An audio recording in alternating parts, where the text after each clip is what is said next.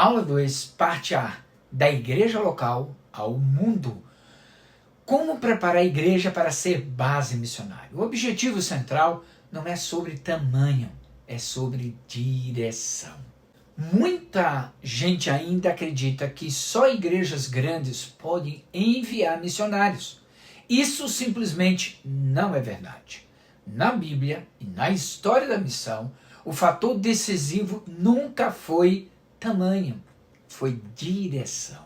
Deus sempre trabalhou com comunidades pequenas, simples e até frágeis, mas que estavam alinhadas com o seu propósito. Antioquia não era a maior igreja, mas era uma igreja sensível ao Espírito. Filipos começou numa casa. Jerusalém nasceu em um cenáculo. Uma igreja não nasce enviadora, ela decide se tornar enviadora. Decide quando ajusta sua visão, quando entende que missão não é um departamento, mas um chamado. Decide quando para de olhar só para dentro e passa a discernir o que Deus está fazendo fora. Nessa aula, vamos identificar 4 marcas claras de uma igreja que sai da realidade local e começa a gerar impacto global. Não é sobre ter mais recursos, é sobre obedecer melhor. Primeiro, missão no centro, não na periferia. Uma igreja enviadora entende algo simples, mas decisivo. Missão não é mais um ministério dentro da igreja. Missão molda a igreja inteira. Quando missão está no centro, ela redefine tudo ao seu redor. Ela influencia a pregação, porque o púlpito deixa de falar só para quem já está dentro e passa a apontar para o coração missionário de Deus. Influencia o calendário, porque a igreja não organiza o ano apenas em torno de eventos internos. Influencia o orçamento, porque recursos passam a refletir prioridades reais. A influência, as decisões da liderança, porque cada escolha começa com a pergunta certa: isso nos aproxima ou nos afasta do propósito do envio? Quando missões está no centro, o pastor não fala de missões apenas no chamado Domingo Missionário. Ele prega textos bíblicos comuns, Gênesis, Salmos, os Evangelhos, Atos, as cartas, e aplica esses textos com uma lente missionária ao longo do ano. A igreja começa a perceber algo fundamental. A Bíblia inteira aponta para o envio. Deus sempre esteve em movimento. Agora, quando missão vira apenas evento, o que acontece? A igreja consome, se emociona, se inspira por um momento, mas não se compromete. Nada muda de verdade. Mas quando missão vira cultura, as decisões mudam, as prioridades mudam e as pessoas começam a fazer a pergunta certa: qual é o meu papel nisso? Igrejas enviadoras não perguntam: será que dá para fazer missão? Elas perguntam: o que precisa sair do caminho para obedecermos? E essa pergunta muda tudo. 2. Liderança convencida, não apenas simpatizante. Aqui tocamos num ponto sensível, mas absolutamente necessário.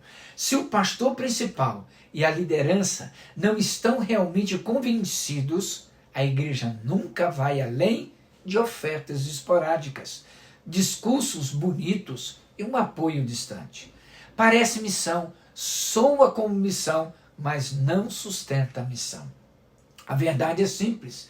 Missões avançam até onde a liderança está disposta a pagar o preço. Não existe obra missionária saudável que não tenha passado primeiro pela mesa da decisão dos líderes. Uma igreja pode ter membros apaixonados por missões, pessoas que oram, sonham e até se oferecem, mas a liderança não libera tempo no calendário, não investe recursos no orçamento e não prioriza o tema no púlpito. E nas reuniões estratégicas, nada avança. Paixão sem direção vira frustração. Igrejas enviadoras não nascem de comissões isoladas. Elas nascem quando líderes assumem de forma consciente. Isso vai nos custar tempo, dinheiro e pessoas, e ainda assim vamos obedecer. Essa é uma decisão espiritual, não administrativa. Sem liderança convencida, missão vira hobby, algo que a igreja gosta, comenta, mas não sustenta. Com liderança convencida, a missão vira caminho, e quando a liderança escolhe esse caminho, a igreja inteira aprende a caminhar junto. 3. Pessoas acima de projetos. Projetos passam, pessoas permanecem. Igrejas enviadoras entendem que o envio não começa no avião, nem no campo missionário. Ela começa no cuidado. Uma igreja que leva a missão a sério investe primeiro em vocação. Ela caminha com candidatos, discerne chamados, ajusta expectativas e, quando envia, não abandona. Ela acompanha missionários no campo, espiritualmente, emocionalmente e pastoralmente. Na prática, isso muda as perguntas que a igreja faz. Em vez de apenas divulgar um projeto missionário bonito, a liderança para e pergunta: quem são as pessoas por trás disso? Como está a saúde espiritual delas? Quem está caminhando com elas antes, durante e depois do envio?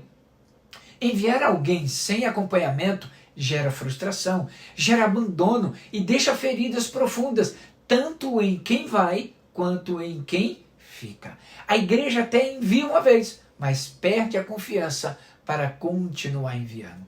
Agora, quando o envio é feito com cuidado, o resultado é outro. Surge maturidade, surge sustentabilidade e o testemunho do reino permanece saudável ao longo do tempo. Missão não é lançar pessoas no campo e torcer para dar certo. Missão é caminhar com pessoas em obediência, sabendo que o chamado é de Deus, mas a responsabilidade do cuidado é da igreja. 4. Compromisso financeiro planejado. Aqui precisamos ser claros. Missão não vive de sobras. O reino de Deus não avança com o que sobra depois que todas as outras prioridades foram atendidas. Igrejas enviadoras entendem isso e tratam missões com seriedade. Por isso, elas orçam missões, estabelecem prioridades e ensinam a igreja a contribuir com propósito. Não é pressão, não é campanha emocional, é discipulado financeiro. As pessoas aprendem que contribuir com missões é participar ativamente do que Deus está fazendo no mundo. Na prática, uma igreja pequena pode tomar decisões simples, mais profundas, separar um percentual fixo do orçamento para missões, apoiar um obreiro de forma contínua, mesmo que com valores modestos. Investir em formação missionária local, preparando pessoas antes de enviá-las. Isso não exige grandes cifras, exige convicção. E aqui está o ponto, não é sobre valores altos, é sobre decisão consciente. Quando a igreja entende o porquê da missão, a contribuição deixa de ser o peso e passa a ser participação. As pessoas não dão porque sobrou, dão porque acreditam.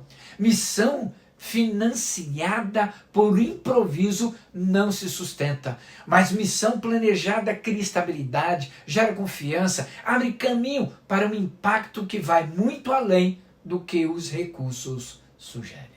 Eu quero encerrar dizendo o seguinte: a grande verdade desta aula é simples, mas confrontadora. Igrejas não se tornam missionárias quando crescem. Elas crescem quando decidem obedecer. O crescimento é consequência, não ponto de partida. Não é sobre estrutura, não é sobre quantidade de pessoas, não é sobre recursos abundantes. Se fosse assim, a missão estaria limitada a poucos. O que Deus procura é direção, corações e comunidades alinhados com aquilo que Ele já revelou. Por isso, a pergunta correta não é o que nos falta. Essa pergunta sempre nos paralisa, sempre nos coloca numa posição de escassez. A pergunta certa é outra. O que precisamos alinhar para caminhar na direção que Deus já revelou? Quando essa pergunta muda, a postura muda. A igreja deixa de esperar condições ideais e começa a ajustar prioridades reais. Deus nunca esperou igrejas perfeitas para agir. Ele sempre esperou igrejas disponíveis, igrejas dispostas a reorganizar agenda, orçamento, liderança e pessoas para obedecer ao seu chamado.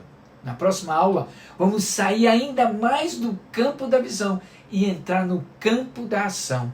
Vamos trabalhar passos práticos, possíveis e sustentáveis para transformar essa convicção missionária em movimento real.